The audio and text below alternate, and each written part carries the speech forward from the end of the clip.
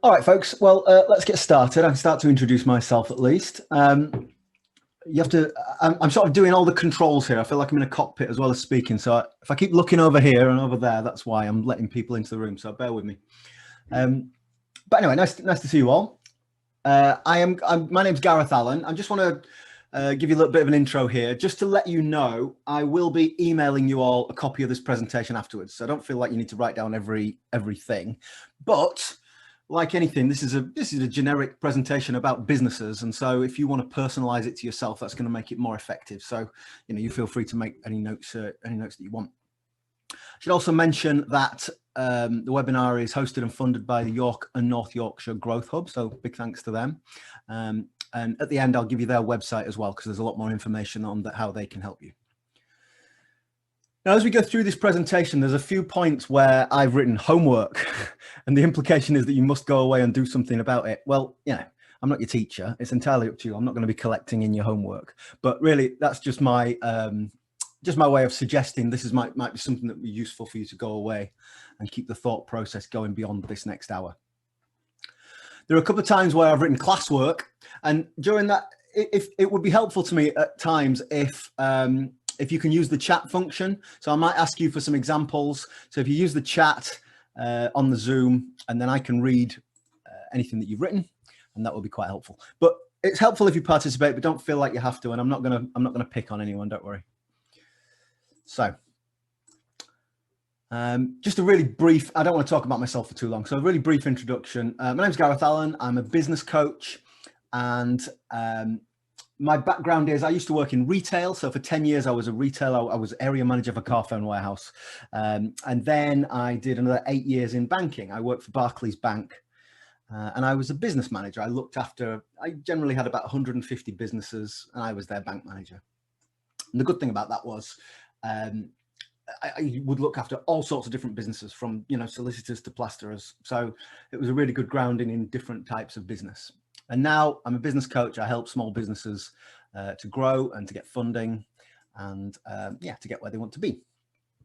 Now, let me just tell you a little bit about what today is going to be. And it's probably easier to tell you what it's not going to be.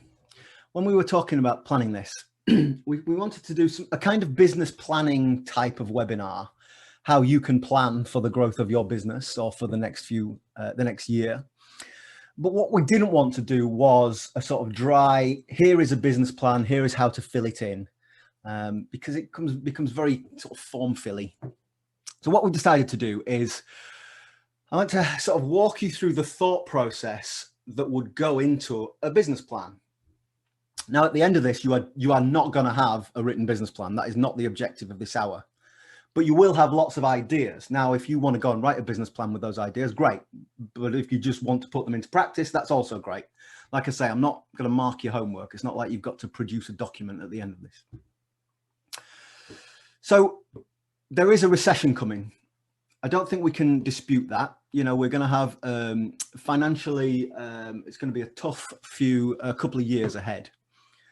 But don't be afraid. We can't just put our head in the sand. We've got to figure out what's the best way to deal with it. Now's the time to think about what you do, think about how you might do it differently, think about what works, what's probably not going to work, and how we can sustain our business. So the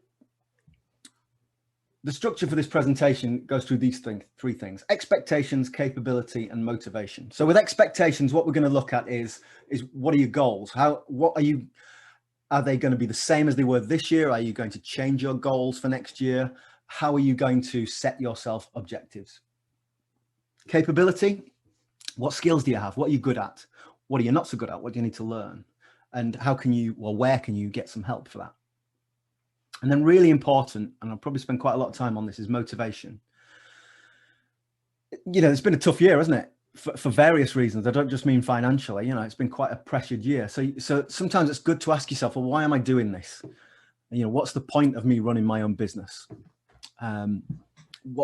What's in it for me? And I'm not just talking about money.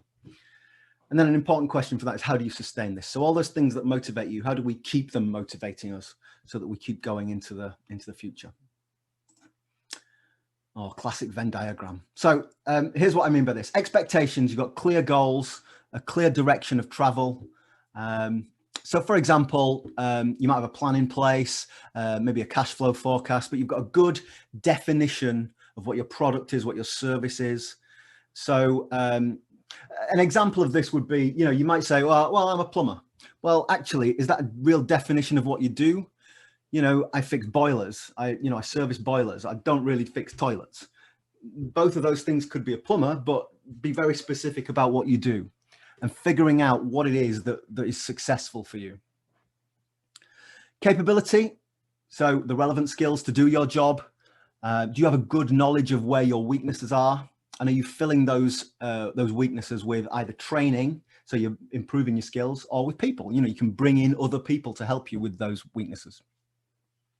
And then motivation. So that willingness to learn new things, to accept, to embrace the fact that you don't know everything. And we're going to talk a little bit about intrinsic motivation. Are you doing this for you? The reason why, let me just illustrate why all three of these things are important. Just give you a scenario where if you're self-employed, sometimes, let's say you're brand new, if you're just starting your business, then sometimes the expectations, the goals can be pretty gray. You might not have a very clear long-term vision. You might not have some specific sales objectives. And that's a very common thing for new businesses. And it's an important thing to set those expectations as quickly as possible. Once you've got those in place, the next thing is capability. So a lot of early phase businesses, they start to realize where their gaps are. So for example, if I'm an electrician, I've been working for someone else for 10 years and I'm going to set up my own business. There is nothing you can teach me about wiring a building. I know everything there is to know about being an electrician. Well, suddenly 3 months in, I've got to do a VAT return and I realize, I don't know everything. So as you start to trade, then you realize where those gaps are and you have to upskill yourself. Now, low motivation is probably the danger a little bit further on. So you know what you need to do. You know how much money you need to make. You know where your skills are, where your weaknesses are. You've got a good handle on all of that. But the motivation can run out. It becomes a real danger as that initial flurry of activity wears off, obstacles get in the way, and it gets hard. So we're going to talk a little bit about how to maintain all three of those things. I'm going to start off with expectations. So the first thing is, and this is something that's important for you to have a think about in the context of the year we've had and the 2021 that we may well have. This vision, sometimes called a mission statement. Now, this might be something that you declare publicly on your website. It might just be something that's private to you. That's okay. I'm not saying you must have a mission statement that everyone in the organization can, jump behind and be proud of. This is really more about the thought process that goes into it. So think about, where do you want to be? So it might be let's say in 5 years, where do you want your business and you to be? And what I mean by that is, I don't mean pound notes. I want my business to be worth £1 million. I don't mean that. I mean an emotional picture of what you want to stand for. So, what's important to you? Is it about the family? Is it about the customers you're working with? Is it about the impact you're making on the world around you? What's emotionally, why are you doing this? And what will that feel like for your stakeholders? Okay. Here's an opportunity to help me out in the chat here. Can anyone tell me what I mean by stakeholders? Just give me some examples. I'll give you 30 seconds to do that. If you're not sure, if you're not a Zoom expert, if you look at the bottom of your screen, there'll be a chat button, and then that opens up and you can type in there. Lynn, thank you. Employees, yes. Employees, question mark, yes, correct. Interested parties, who will be a part of your business. Yes, that's a good catch-all, definitely. Any other examples? Directors. Yeah, very good. That's okay, Jane. Anyone that has an active suppliers, customers, staff. This is great. Yeah, Graham, that's really good. So stakeholders it's a catch-all term really, and it means anyone who's connected. So if you think about who you trade with, so your customers, the other side of the equation, your suppliers, the people who supply you that you can then go on and sell the product. Could be shareholders. So if you're in partnership with someone else, partners, other shareholders, other beneficial owners, shall we say. People who work for you, yes, your employees.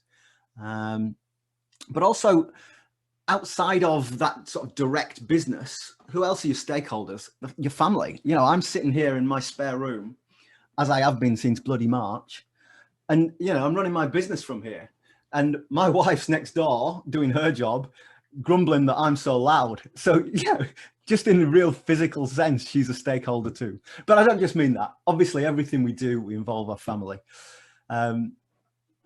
Paul said there, bank lenders. That's also a really good example of someone who is a stakeholder. Yes. Also, just a little bit more broadly, your local community, depending on what kind of job you do, you might be your business might be integral to the local community, perhaps even the wider environment. You know, what impact do you have on the environment?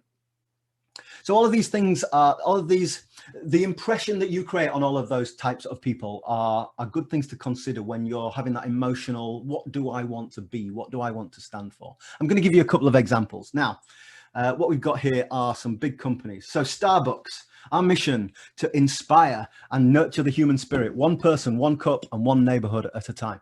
I should give you a disclaimer before we go any further. Some of these are a little bit pretentious, but they're only really pretentious if you don't buy into them. And the point about your vision is you will buy into it. Otherwise, if you don't, then it's not right.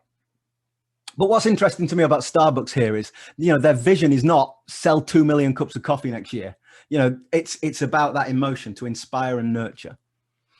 McDonald's are a little bit more specific. So they say our mission is to be our customers' favorite place and way to eat and drink. We're committed to continuously improving our operations and enhancing our customers' experience. So a bit more specific there, you know, they want you to come and eat and drink there. But there's also some emotion there. They want to enhance the experience. H&M's, I think this is quite interesting. They say our vision is that all our operations are run in a way that is economically, socially, and environmentally sustainable. Now, that sort of took me a little bit by surprise. It's got nothing to do with sales. It's not even got anything to do with customers. It's about sustainability. Now, whatever you think of that, whether you agree with it or not, it tells you something really important about H&M and what their focus is. So that's their stakeholder, you know, the environment. That's an important thing for them, and that's clearly their board's focus. So you can agree or you can disagree with the thrust of these, but it tells you a lot about what the management of those companies prioritize and how they approach their business. So, you know, this is your homework. Should you go away and have a think about it now? What I would suggest when you do this is just to have that little, you know, close your eyes and think about in 5 years' time, what am I going to be doing? What will my business look like? What will my situation be? And just, you know, brainstorm, write a few things down. As I said, you don't need to distill this into one cutesy sentence. It's completely optional. You don't have to have a vision. My point is that the thought process that goes into it is a useful exercise, and I would definitely recommend it. Yeah. Okay. So I'm gonna sort of put my money where my mouth is, and here I'll show you mine. So Gareth Allen Performance Coaching, working hard with good people who want to be happy. So that's important for me. I'm not afraid to work hard. That's good. I want to work with good people. I don't, you know, I used to, when I worked in retail, you used to have to deal with unpleasant people. I just don't anymore. I don't have to. I want to work with good people who want to be happy. Ian, thank you. Yeah. Ian says the Youth Hostel Associations is improving lives one stay at a time. Yeah, that's good. I like that. Okay, so that's the vision. That's very emotional. What we're going to talk about now are objectives, really setting goals for ourselves. And as we think about next year, this is really important. So there's different ways to set goals. This is much more tangible, much more measurable, and something to which you can hold yourself accountable. So, you know, when I worked for the bank, I had lots of targets that were given to me. Don't have a boss anymore. I've got to set my own goals. I've got to set my own objectives. So there are various, we all do different things. So I can't say, you know, your target must be to sell 100 cups of coffee a week. If you're running a coffee shop, that's great, but that doesn't help you if you're not running a coffee shop. So we're going to go through some broad examples here. So there are outputs and there are inputs. So outputs, sales, you know, whether it's coffees or hours of your time or whatever it is that you sell, there will be a unit. So how many of those units will you sell? Something to think about now is we're going to talk a little bit about what you sell. Do you adapt that? So if you've got a range of 10 different products or services, which ones should you be focusing on in the year ahead? Which ones can you perhaps let go? So that would be a good thing to set some objectives of. What's your, the phrase we use is product mix. So, you know, the percentage of time that you spend or the percentage of energy that you spend on certain products and services. Basket size. Now, if you go to Tesco, the more you buy, the better for them. Metaphorically speaking, that applies to any business. So if I've got someone who comes and, you know, they want to, they attend a webinar, that's great. But actually, if they attend a webinar and then they sign up for 6 months, that's even better. So once someone comes through the door of your coffee shop or your equivalent, how many products will they buy? How much money will they spend? How long will they stay with you? That's a really important measure. Footfall. So physically, you have a shop. How many people walk into your shop every day? That's a great measure. The digital equivalent of that, how many people visit your website every week, every month? Operationally, so, you know, for example, if you're running a warehouse facility, you want to try and keep these things as low as possible. How much do you lose? How much do you break? A lot of businesses will measure their payment days. So if you're running a retail outlet, then people pay you straight away. That's great. But if you're sending invoices and waiting for people to pay you, how long it takes people to pay you can have a real impact on your business. And that's something that you might want to look at tightening up. Anything that you want to tighten up, you really need to set yourself an objective. Otherwise, it's just a hope. So they're all outputs. They're all things that can be measured. But what about the inputs that create those outputs? So, for example, customer calls. So, you know, if I'm trying to generate some more business, how many people do I call in a week? That's something that I can very easily measure, very easily impact. How often do I change my advertising, my Facebook ads? How often do I post? That kind of thing. And time management. So this is an important one for me. How many hours do I work, you know, in the evening when I should be relaxing with my family? Again, I want to try and get that lower, not higher. So we have something called KPIs, key performance indicators, and these will be different for everyone. But I've just given you some examples here. So if you've got a retail shop, total revenue, how much money do you take through the till? Number of unique visits, how many people walk through the shop? How much do they spend? Number of cookies sold. So that relates to my basket size. So if everyone buys a coffee, that's great, but how many people are going to buy a biscuit with it? So what I've tried to do there is be a little more specific. What's your basket size? What's your product? What are the other add-on products that you might sell? What objective should you set yourself in terms of that average sale? This is really important to think about at the moment because it's going to be increasingly difficult to get more customers. So the customers that we do have, we've got to look after them. We've got to treat them like royalty, and hopefully they'll keep spending money with us, because that's a much easier process than having to go out into the big wide world and find someone else. Another example, an online training company. So things that they can measure: unique website visitors. When someone visits your website, how many pages do they go to? Do they just look at the homepage and bugger off? Or are they interested, engaged? They go and they look at different products. They download your catalog. They sign up on your mailing list. These are all things that can easily be measured and therefore easily be targeted. Once you've set yourself a target, you think, well, how do I achieve that? What do I do? How do I make my website more engaging and encourage people to do those things? A warehouse example, I gave you the example there of how much do we drop and break. Staff active time. So, you know, how often, what proportion of the time are people actually picking products off the shelves? And what's the time per order? And that can tell you a lot. That's not necessarily just about whipping your staff harder. It's more about, can be about the layout of the warehouse, having the most popular products closer together so it's easier to process. Now, I'm going to talk about SMART objectives, but I'm not going to talk about this for a huge amount of time because this is in like every single management presentation. So I'm going to guess that you've heard of SMART objectives. So what we have, something that's specific, it's you know, down to that product. It's not just sell more, it's sell more coffee. Measurable. This is really important. Don't set yourself a target that you can't easily measure, because you don't want to spend hours at the end of the month thinking, oh God, no, how many coffees did I sell? You need to have a system that tells you that information quickly.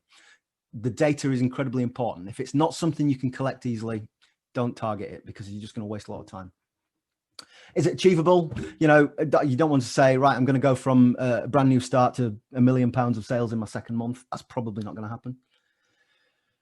Is it relevant? So this is a really important thing. You can't set yourself, this is a problem that I had at the bank. I think at one point we counted, I had 17 targets. Now you can't focus on 17 things. So target yourself on the important things, the things that are most relevant, the things that should be priorities. And time bound. Now I've said they're short and long term. A reasonable question would be what's short term, what's long term? There isn't really an answer to that. It depends on you. It depends on the scale of your business and what you're looking at. But if you do set yourself a long-term objective, then it's a good idea to have some stepping stones along the way. So if you say, right, well, I want to double the size of my business in 3 years, you don't want to wait until 2 years and 11 months and then figure out, oh God, no, I'm nowhere near that. You need some stepping stones to take you there. So just in terms of homework, I would definitely recommend that you sit down and think about what those key performance indicators are for you. What are the things that you need to measure in order to gauge your success? And once you've got the indicators, once you've got the measurement, set a smart objective. I'm going to just give you some examples. So an objective that's not particularly smart there is, I want to sell more coffee. So, you know, we made that measurable. Turnover increase of 10% month on month from August to September. So that's very clearly, I know at the end of September whether or not I've achieved that. A longer term objective, I want to retire at 55. Well, actually, let's make that a little bit more specific. I want to build a business that I can sell for at least £150,000 by 2031. Now, I'm showing my age there. 2031 is when I'm 55. I've worked out 150 grand is what I think I need to be able to retire. So therefore, that sets my long-term objective. Now I start to think about, well, what do I need to do to build that asset? That's how the thought process begins. Talked about inputs. So I want to make 5 calls a day. Well, actually, that's probably not realistic. You know, some days you're busy doing other things and you might not get the calls. So what I've done is I've changed that to 15 client calls per week. So I've reduced it a little bit. It's a bit more realistic. But I want to speak to 15 clients by phone each week, not make 5 calls a day. Anyone can make 5 calls and leave voicemails. I'm setting myself a very clear goal of speaking to 15 people there. I want to work less at the weekend. This is true. But what do I actually mean? That's how I measure it. The reason I want to work less at the weekend is because I missed a lot of my son's football matches last year. And that's not going to happen this season. Mainly because they haven't played any football. But the point stands. All right. So what I would like you to think about is what are your key performance indicators? What are the things that you need to measure in order to gauge your success? And then it's a 2-step process. Once you've made that list, set yourself a clear objective.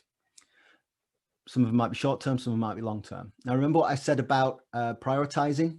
Once you've gone through that process, pick out the 5 or 6 that are most important to you and, you know, stick them on your wall. You should be living and breathing those. That should be how you run your business. Now, I said earlier about this idea of writing a business plan.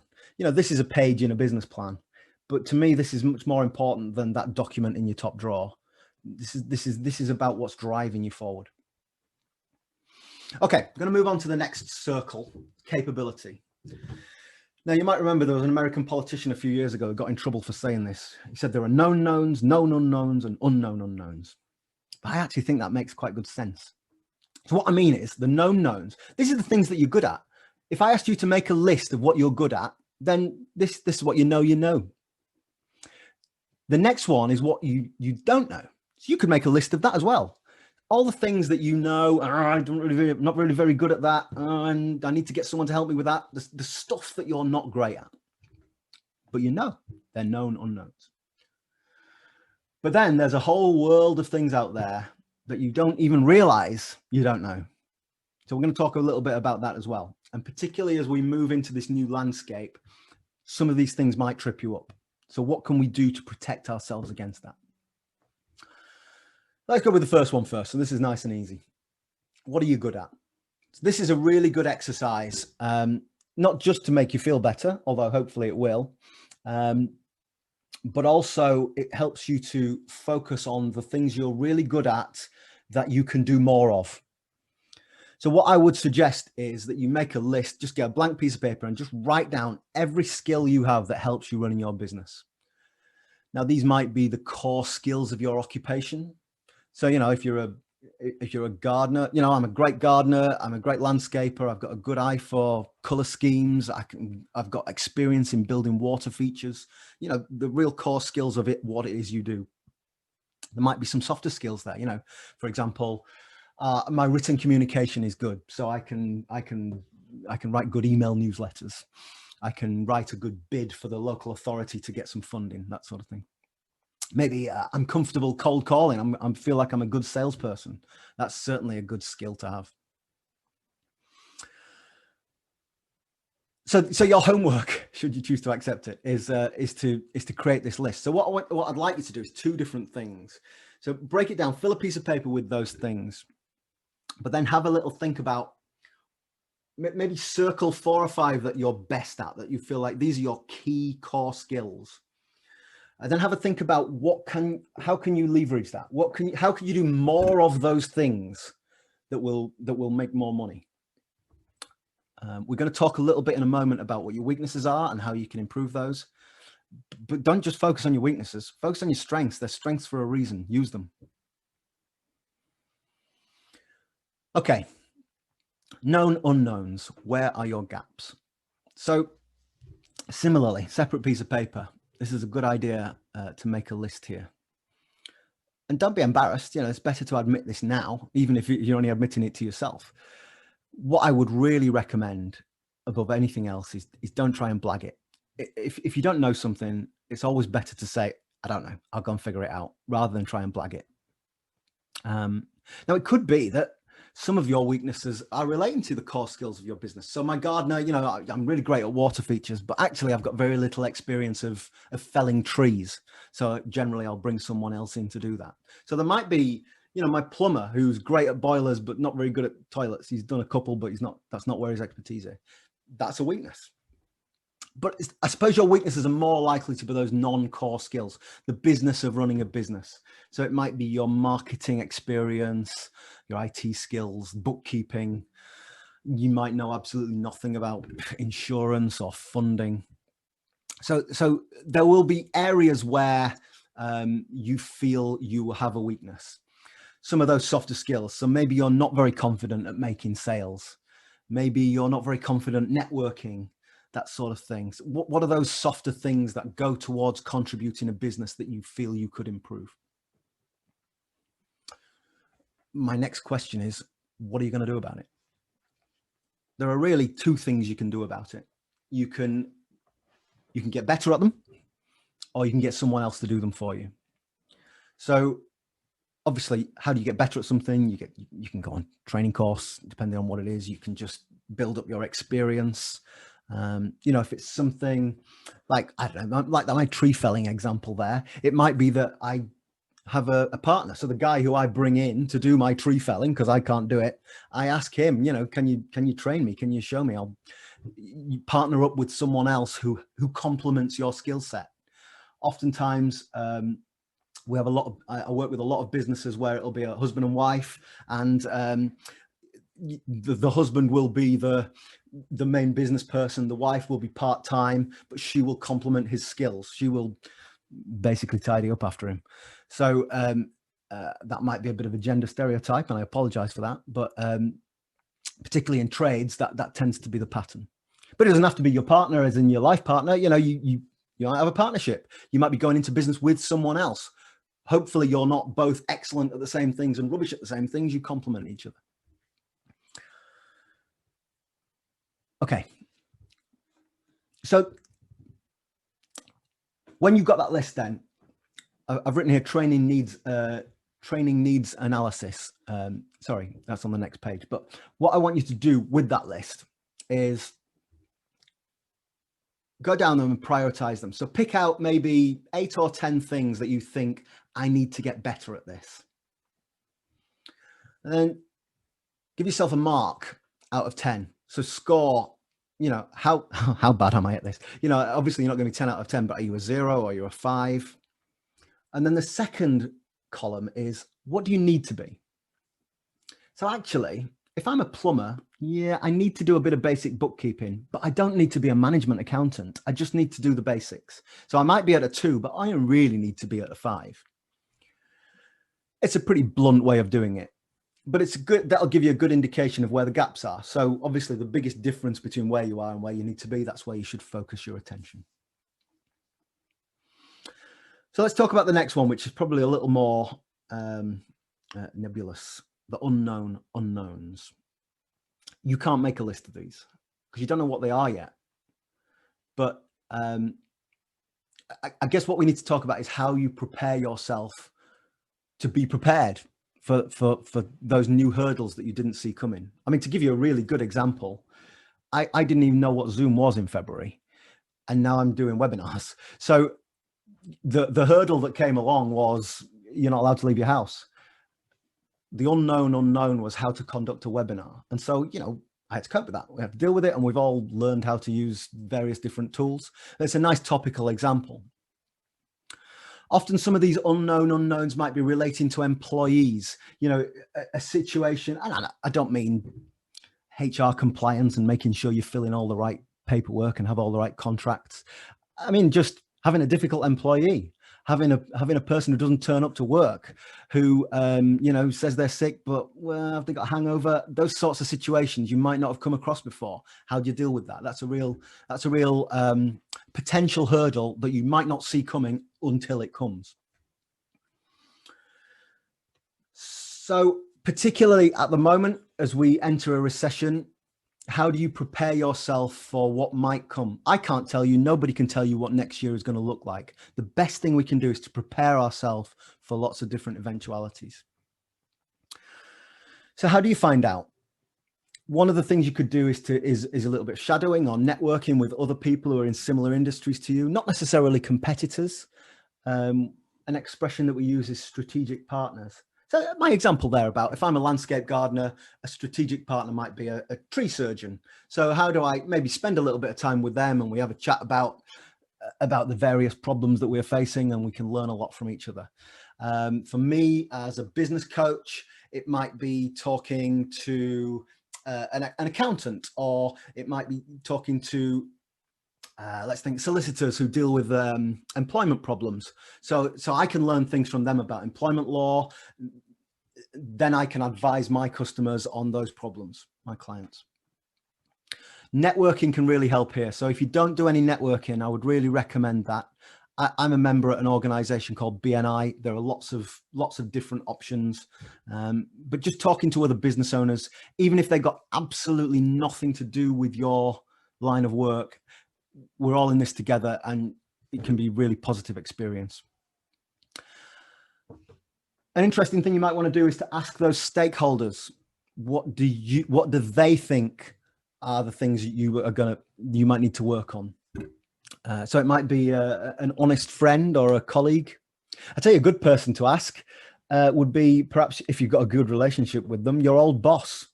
So, you know, your previous manager, their job was to see what the things you needed to work on. So if you've got a good relationship with them, they might be honest with you and tell you what you think you need to work on. So this training needs analysis. Where are those gaps? We just talked about this a little bit. So what are the most important things? And you can feed this into that list that we talked about earlier. Bear in mind, you can't be brilliant at everything. So just another word on outsourcing. Bookkeeping is a really good example where you can improve your skills and you can spend time doing that, or you might just want to pay a bookkeeper to come in 2 or 3 hours a week and take care of all that for you. It depends on what is your priority. Is it time or is it money? That's going to, I guess it depends how this year plays out. Okay, right. Let's talk about motivation then. Why are you doing this? So why are you in business? I'd ask you to just have a little think about this for a minute. What's motivating you to be in business? Now, I know that on the call, we've got people who are at various stages of their business journey. Some people who are quite new, some people who are in the process of starting up businesses, and some people who are a lot further on in their journey. But the question is, you know, why do we not just have a job? Why do we do this? Why do we take this responsibility and work for ourselves? And there are lots of reasons for that. What I want to talk about today as well, I just want to put this into the context of times are hard. Times are hard at the moment. They're going to be hard next year, but we can still do this. The question is why, and that's the point about motivation. So you can split those reasons why you are doing this into two. We call them push factors and pull factors.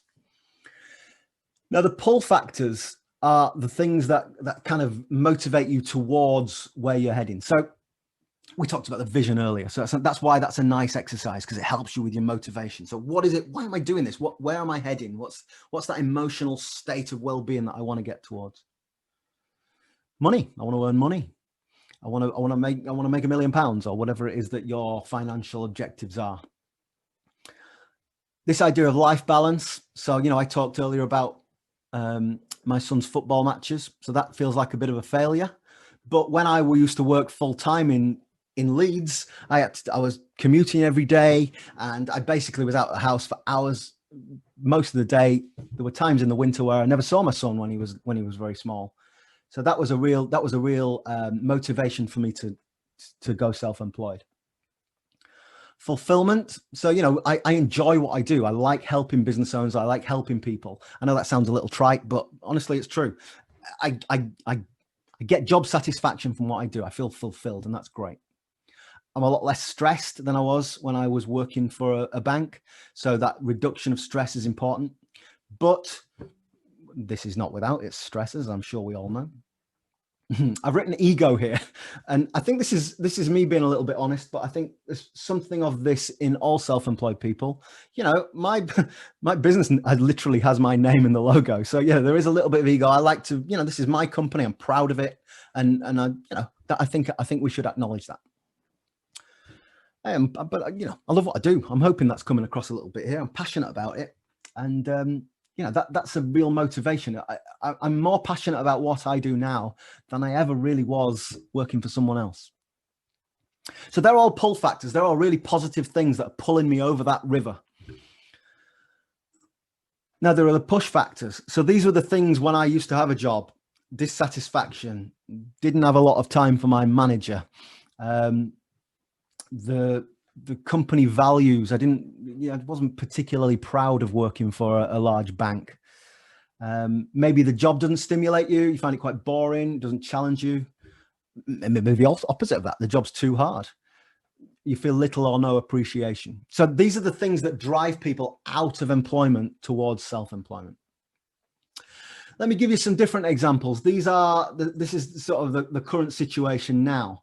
So we're going into this recession. There's a concern.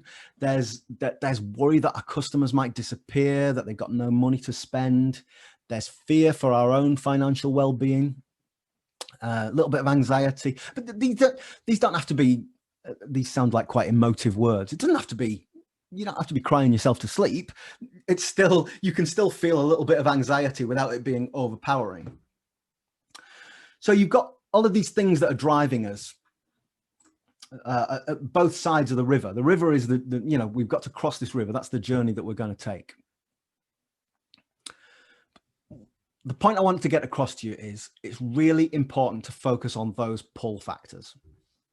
And the reason for that is that the push factors they're basically all negative.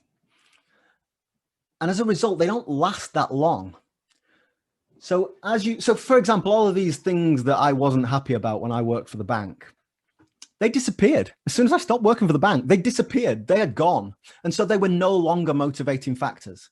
The things that keep me going along that journey are those pull factors. Likewise, where you are now, you're feeling these push factors. You're feeling this anxiety about the situation right now. They're all perfectly valid concerns, but they're negative drivers.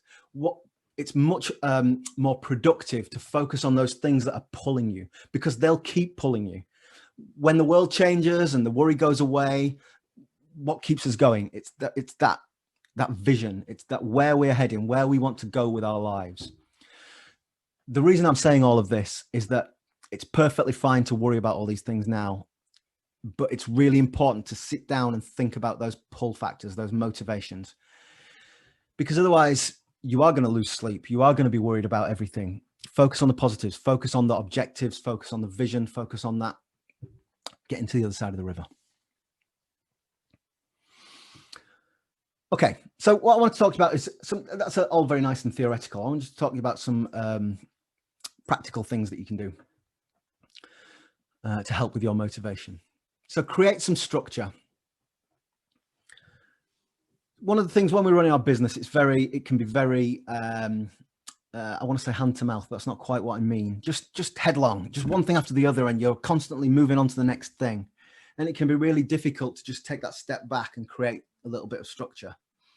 I suppose that's what this is. Hopefully this hour out of your day will have helped you with that process of just taking a step back and having a think. So well done. You've already started that process. Well, when I had a boss, once a month I had a sit down meeting with that boss and we would talk about my performance. Now, that wasn't exactly perfect, but it did kind of keep me on track. And I have in the past had really excellent bosses, managers, where that catch up was a really useful process. The point I'm getting at is, are you doing that with yourself? It's a lot harder with yourself. There's no boss to keep you on track. You've got to replace that function. You've got to motivate yourself. You've got to ask yourself difficult questions. So is there a mechanism for you doing that? Is it once a month you sort of take time out, get away from your desk, think about all of those SMART objectives? How am I doing against those objectives? There's no point setting targets if you're not going to review how you're doing. How have we done against those objectives? What can I learn from that? Do I need to change anything? That business planning process that's not just a document, but is about actually making changes to your business. I would suggest that you need to do that at least once a month. Now, it might only be 1 hour a month, but how do you do it? Do you do it on your own? Do you set it in your diary? I'll be honest with you, one of the things I do is I sit and talk to my wife about it. So I'll get away from my desk and I'll talk to her about how I'm doing and what's worked and what's not worked. And she's quite good at asking me difficult questions. It might be that you get a business coach. This is not a sales pitch. I'm not trying to sign you up, but it might be a more formal coach. It might be a less formal mentor that that works within your industry. It might be just one of those strategic partners. So one thing you might do is sit down and, well, when we're allowed to again, just sit down and have lunch with a colleague or a friend who runs a different kind of business and just talk to each other about your business once a month. Really important to have that structure. Routines and reminders. You remember how it can be really boring doing the same thing day in, day out, but there are boring tasks that need doing. So you need to create a framework for yourself. It might be that those sort of menial tasks that, like the bookkeeping, I said you might bring a bookkeeper in who does it for a couple of hours every Monday morning. Maybe you're doing that, but you need to do it. So is that 2 hours every Monday morning, or is it on a Thursday afternoon? Whatever it is, having that routine and those regular reminders to do it is important, because otherwise you let it lapse and you find out, oh God, I've not done my VAT this quarter. It's going to take me 3 days to get caught up. Another example, maybe you do your social media updates, your advertising, etc. That's maybe a weekly task, right? What are we trying to push this week? Okay, let's write those adverts, those blogs, whatever it might be. Maybe you do that every Friday morning for the weekend. Chasing your outstanding invoices, if that's a thing for you. If you have invoices outstanding, we talked earlier about those operational goals of days to pay. That's such an important thing. You can have a great profitable business and sell loads of products, but if people aren't paying you, you can't pay your rent, you're in trouble. So having reminders, I just use a CRM system. I would definitely recommend you have some sort of online system, if it's Google Calendar or if it's Microsoft 365, whatever it is, have something that's going to set you little reminders. I don't know if it's age, but I just don't remember stuff anymore. I write everything down, I set reminders, and then you become reliant on it. But as long as you have a system and it works, then that's great. But that system's all down to you. There's nobody who's going to ring you up and say, oh, you forgot to do this. It's all down to you. Asking yourself difficult questions. Yeah. So, a good manager would do that monthly performance review.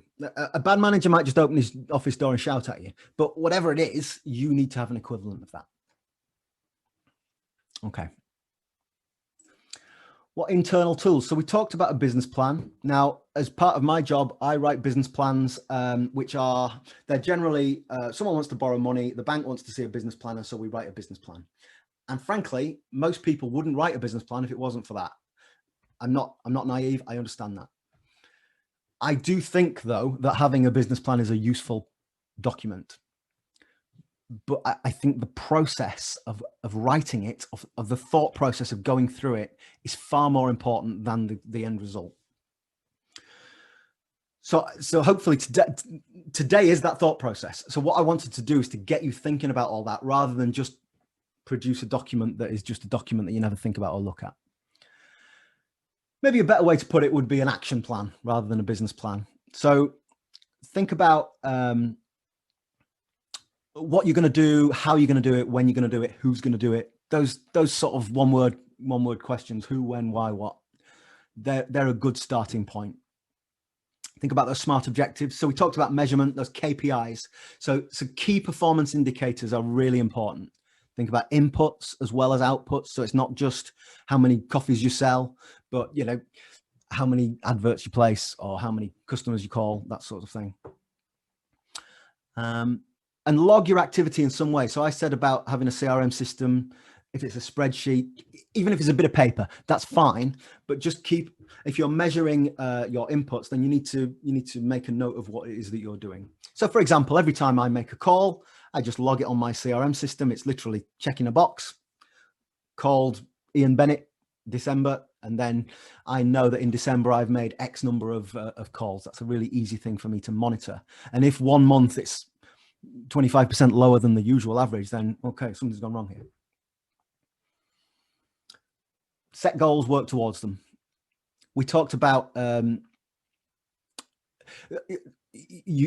setting a goal and working towards it is enough in itself. If you hit that goal or you don't hit that goal, obviously we'd rather we did, but as long as you're making the actions towards them, if you don't hit it, that's fine. You just think, right, okay, was the goal realistic?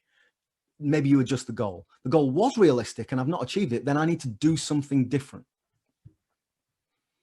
I talked about reward here. So how do you reward yourself? When I worked for a bank, we used to get a bonus at the end of the year. Well, that's nice. If you have a good year, give yourself a bonus. What would you spend it on? Nobody's motivated by a piece of paper with £10 written on it. What is it worth? What would you actually buy yourself? If it's a holiday or a car or whatever. But let's think smaller scale than that. Smaller rewards. So if you've achieved your objectives for the month, treat yourself. Go for lunch with a friend, that sort of thing. Especially at the moment, if you're working from home, it's nice to have those little goals like that. Whatever it might be for you, allow yourself to be rewarded if you're doing a good job. And by doing a good job, I mean doing those inputs, not just getting the outputs. Do you have a support network? Do you have someone else that you can that can ask you these difficult questions? We talked about strategic partners, formal, informal networking. I've got to tell you, I'm a member of a networking group, and we usually meet every Friday morning in person. This year it's been all done via Zoom. And I have to say, early on in lockdown, that was a real godsend to me because, I felt really isolated, and we weren't even talking about business at all. It was just human contact. So it made me realize that I don't just network to get business. I mean, that's the headline. That's why you're doing it. It's about generating income. But actually, there's a lot more. I realized this year there's a lot more human connection to it, and that's really important and shouldn't be dismissed. Friends and family. So, if you've got someone who you can moan to, someone who can keep you motivated, that's really important. Pick the right friends. We've all got one of those friends who just sucks all the life and energy out of you. I'm not saying drop them like a stone, but maybe pick the times to spend the time with that friend. And we talk about motivation, but an important part of motivation is developing new ideas. So those new pull factors, the things that will keep you moving over the river. Okay, so we're going back to this slide. So hopefully now we've gone through all of that. You can see why all of these things are important. So I'll just summarize a little bit. Expectations. So we've got this, we're in these uncertain times. It's really important to be clear with yourself about what it is you're trying to achieve. Now, financially speaking, a good objective to set would be a break even. So you know what your costs are, you know how much it costs you to keep the lights on, to pay your mortgage, to pay your rent, to pay your staff. You know what is the minimum number of sales you need to keep your business going. That's a pound note number. That's an objective for you right there. So that's the minimum objective. We need to sell X number of products in order to keep this business sustained. Go with that thought process. So if I need to, let's say I need to make £3,000 worth of sales every month to keep everything whirring. How do I make that? What's my product breakdown? What are the products that work really well for me, that have got a high margin? What are the products that actually I've been spending a lot of time trying to develop that's not really going anywhere? Maybe I'm not going to waste any time on that. In a time of recession, you've got to really focus on the things that are successful. Another thing to think about is, this is a little bit outside this presentation, but we'll talk about it anyway. Think about your pricing. So if you were to put your prices up 10%, let's say you increase your margin by 10%, what will be the consequences? Would you lose any customers? If you lose less than 10% of your customers, then actually you've come out ahead. So something to think about there. There's a real temptation in hard times, in times of recession, to drop your prices, to chase the market down. My advice is not to do that, because everybody's doing that. And what you'll find is that out there in the world in a recession, there are a lot of people who are struggling, who are looking for the cheapest thing. But there are also a lot of people who've got lots of savings and they're absolutely fine. Now, if you compete for the struggling people, you'll just about keep your head above water if you do a good job. But actually, if you compete at this end of the market, then we're probably going to be a lot safer. Maybe a way to do that is to think about your product range and to have different products that appeal to different types of the market. So, we got British Airways and Ryanair. They're ostensibly doing the same thing. They're flying you from this place to that place. One is a lot more expensive than the other. And why is that? It's because they provide a bit more luxury. There's various reasons. We're not going through it. But the point is, what's your product? Are you British Airways or are you Ryanair? Is there a way that you can market both of those things? So, for example, with coaching services, there can be a sort of a lighter touch, cheaper model, and also a more expensive model where I might come in and spend a couple of days with your team, that sort of thing. There are different scales. Now, clearly, if all I did was that cheaper model, I'm going to be very busy and not make a lot of money. Having that that distinction between your offering is really important. Okay, I went off way out of a tangent there, but I hope that was helpful. So, expectations, setting goals, that emotional vision of the future. Capability. What are you good at? What are you not good at? So that's the first thing to think about. What are the things that I can do really well? What are the things that might trip me up? The things that you do well, focus on those. How can you maximize the time you spend doing those and make more money, become successful doing those things? Think about these things that you're not so good at. Think about what are the most important things. Remember we talked about that scoring system, the things that give yourself a score out of 10 and where you need to be. The biggest gaps you need to plug. Now that means either getting better at those things or bringing someone else in to fill that gap. Don't get tripped up by those unknown unknowns. Talk to people, figure out what's coming. So, if I've just talked there about different products, think about if your customer base suddenly has no money, how can you cope with that? What do? Do you offer them something cheaper? Do you say, right, well, I need to change my marketing completely to someone else, to a different market?